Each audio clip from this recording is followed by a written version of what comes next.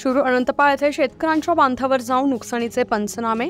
राष्ट्रवादी प्रदेश सचिव महादेव आवाळे व सुचित लासून यांच्या मागणीला यश. शिरूर अनंतपाळ शहरात सततच्या पावसानं सोयाबीन व इतर पिकांचं मोठ्या प्रमाणात नुकसान झालंय.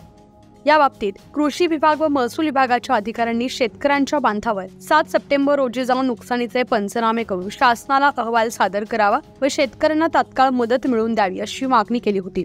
त्यानुसार शिरूर अनंतपाळचे तलाठी रामसिंग पाटील व कृषी सहाय्यक सौ वर्षा भोग यांनी शेतकऱ्यांच्या बांधावर जाऊन नुकसानीची पाहणी करून पंचनामे केले. यावेळी राष्ट्रवादी काँग्रेस पार्टी, शरदचंद्र पवार पक्षाचे प्रदेश सचिव महादेव आवाळे, युवा शेतकरी सुचित लासुने, गुंडेराव आवाळे गुरुजी, व्यंकट हंद्राळे, विनोद धुमाळे, सोमेश्वर तोंडारे आदी शेतकरी उपस्थित होते. गेल्या अनेक दिवसापासून शिरूर अनंतपाळ शहरामध्ये सतत आणि प्रचंड मोठा पाऊस झाल्यामुळं सोयाबीनचं पीक हे 100% बाधित झालेलं आहे.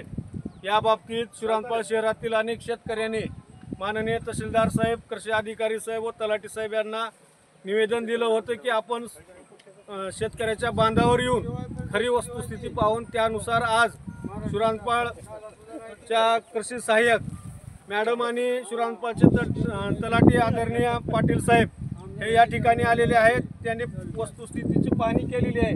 आपण पाहू शकता की या ठिकाणी सततच्या पावसामुळं हे पीक पूर्णतः पिवळं पडलेलं आहे, शेंगाही लागलेले नाहीत.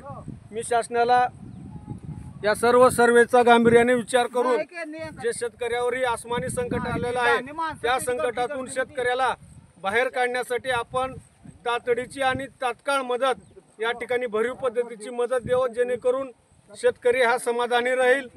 जर शासनाने या गोष्टीचा गांभीर्याने विचार जर नाही केला तर भविष्य काळात शेतकरी रस्त्यावर उतरल्याशिवाय राहणार नाही. याची सर्वस्वी जबाबदारी शासनाची असेल. न्यूज 15 मराठीसाठी सुधाकर सूर्यवंशी, शिरूर अनंतपाळ, लातूर.